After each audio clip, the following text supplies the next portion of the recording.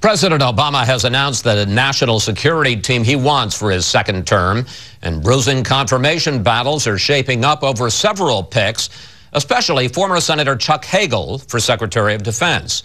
Joining me now are two key members of the Senate Armed Services Committee, Republican Kelly Ayotte and Democrat Richard Blumenthal. And Senators, welcome back to Fox News Sunday. Thank you. Thank you, Chris. Before we get to national security, I want to pick up very briefly on the conversation that we just had in the last segment about guns. Senator Ayotte, you have an A rating from the NRA. Senator Blumenthal, you have an F rating from the NRA.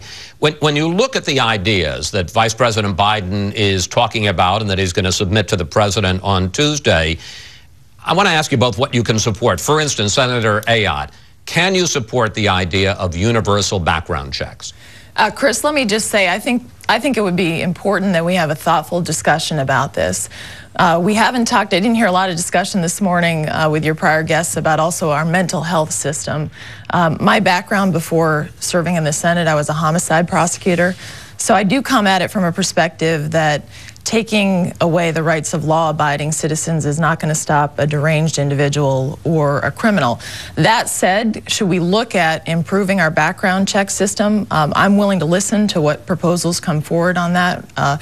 But again, I don't know that that wouldn't have stopped what happened in Newtown. And I think we need to be very thoughtful in how we go forward with what happens and make sure that whatever is done actually is a solution to the problem. Senator Blumenthal, you of course represent Newtown, Connecticut, the scene of that horrific school shooting. With the strength of the gun lobby, which we demonstrated in the last segment, what are the chances that the Biden plan or some of the big elements in it can get through Congress? Not only do I represent the state of Connecticut and Newtown, Chris, but I really lived through that very searing, painful grief in the weeks afterward, speaking with families and with the Newtown community.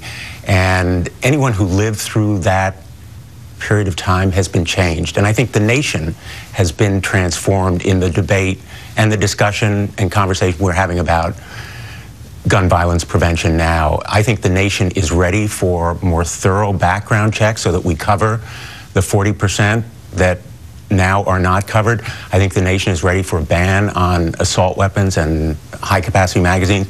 And most important, Chris, I think there's common ground here in the need for better enforcement of the existing laws. Let me give you one very, very important example. We have no background checks now on purchases of ammunition.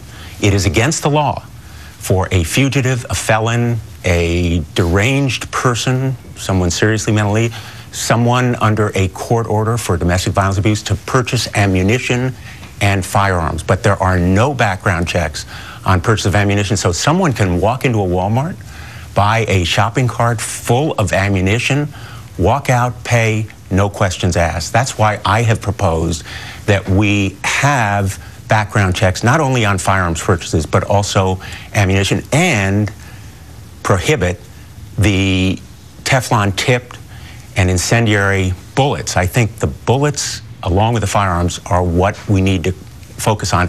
And my background also is law enforcement. All right. You know, I was Attorney General for 20 years. I'm listening to law enforcement. I do want to get to national security. As I said, you are both members of the Senate Armed Services Committee, which will be holding the hearings on Chuck Hagel as new defense secretary. Let's look at some of the issues that critics have raised about him. On Iran, Hagel voted against sanctions. He says unilateral measures isolate us.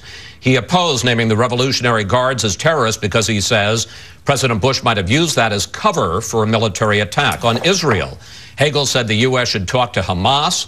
He opposed declaring Hezbollah a terrorist organization. He also said, this is the quote, "The Jewish lobby intimidates a lot of people up here." Senator Ayotte, how troubled are you by the Hagel nomination? Chris, let me say this. I'm very troubled. I think that the hearings on this nomination are going to be consequential. I have not made up my mind, but here's where we are. You put up his prior positions. It makes me wonder, it perplexes me why the president nominated Senator Hagel. And one of the things that troubles me that you didn't put up is also the reaction of Iran. One of the greatest threats that we face is that Iran acquiring a nuclear weapon. Some of his prior statements seem to suggest that he thinks we could contain Iran. Well, that's against 99 senators. We recently voted and Richard Blumenthal is a great supporter of that, that our policy cannot to contain a nuclear-armed Iran. Iran this week kind of reacted favorably somewhat. There were some statements that were favorable to his nomination. In fact, they said they were hopeful that with his nomination, they hoped that we would change our policies. What I want to make sure is that Iran is actually not hopeful, but they're fearful as a result of our nominee from a Secretary of Defense perspective, because I think that will cause them to stop marching toward acquiring a nuclear weapon, not hope that we'll change our policies. They need to change their policies. So is it fair to say you're leaning against his nomination at this point? Chris, I think it's fair to say that if you look at his prior positions, that he has a lot of questions to answer about this, and I'm deeply troubled by it. I guess I also wonder, what message are we sending to Iran? What message are we sending to Israel? And I'm perplexed that the president has nominated him, given the statements he made during his presidential campaign. Senator Blumenthal, simple question. Are you comfortable with Chuck Hagel's positions on Iran and Israel? I'm going to want to ask questions about those positions. Are you comfortable with them? I am not comfortable yet. I want to ask him questions about those two issues, but 2 points have to be stressed. Number one, Chuck Hagel is someone of stature. He is a war hero. He's a combat veteran. He's a person of enormous personal distinction in his record of public service in the Senate, but also in uniform. And second, you know, there are tremendously consequential issues that are equally important to ask about during this hearing. For example, the shift of focus to the Asian Pacific theater. Are we going to have the undersea warfare capability as well as the air superiority to defend our strategy in that part of the world? Submarines, the Joint Strike Fighter, tremendously important to our future. I want to ask Senator Hagel about his positions on those issues. I think we have reached a point in this country, unfortunately, where positions are taken on nominees, very dramatic and staunch positions, before they have the opportunity to give their own positions. But to make it clear, you are not. This is a Democratic president naming his president. You are at this point not prepared to say you support the Hagel nomination. I think Senator Hagel will be approved ultimately. I think the history of nominees shows, and I think his own qualifications also demonstrate that he has the capacity, but I want to know his positions on those issues, and I've reserved judgment until I hear his responses. I want to get to broaden this out. The bigger issue with all of the president's national security picks, it seems to me, Senator Ayotte, is he seems to have come down firmly on the side of pursuing a light footprint strategy in his second term, ending the wars we're in, limiting new interventions, and relying more on drones and commando, special operations forces, as well as multilateral action.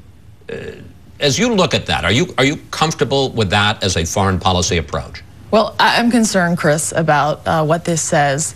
And let's step back for a minute. Exhibit A on light footprint, what happened in the consulate in Benghazi. The fact that security was not what it should have been there. The fact that we relied on local militias, that there was a rise of activity by al-Qaeda-inspired militias in the area, and we didn't have the proper security there. And then during that attack, we didn't have the response within the 7-hour period that we needed to obviously save lives. But let's step back further from that. What we've seen is a pattern from the president on numerous occasions where none of us want to send men and women to war if we don't have to. And obviously we want to bring them home as quickly as possible. But example A, another example, Iraq. He had the recommendations of his General Austin, 15 to 18,000 troops as a follow-on, and then it was pared down to 3,000. They couldn't negotiate a status of forces agreement. Now you have al-Qaeda coming. We have al-Qaeda activity in Iraq, and as well as Iran playing a greater role. We're seeing the same thing in Afghanistan right now.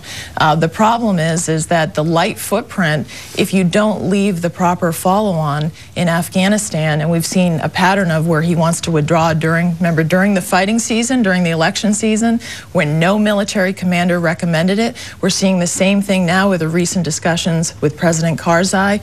And the worry is that the light footprint approach can leave us in a situation where the Taliban come back in power, where Al-Qaeda is again given a launching pad to commit attacks against our country. So I am concerned about this approach. And Senator Blumenthal, generally speaking, light footprint, less boots on the ground, less intervention, more drones, small commando operations, multilateral operations. A lean, agile, very effective special operations force is America's future in many parts of the world in fighting terrorism. And the special operations and SEALs and drones together in terms of intelligence gathering as well as effective fighting force can be tremendously effective. I think what we need to do, Chris, is define the mission.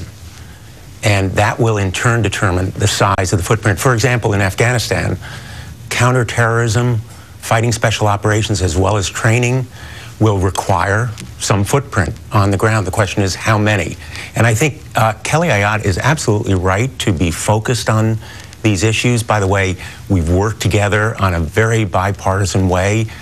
She and Senator McCain and Senator Graham, myself, Senator Casey on Iran. Respect for Richard on these issues. So as members of the Armed Services Committee, we're going to continue working together because there is no Republican or Democrat approach to national security. It ought to be one approach. We're going to have to leave it there. Senator Blumenthal, Senator Ayotte, we want to thank you both. Thanks for coming in today. It's always good to talk with both of you. Thank you, Chris. Thanks.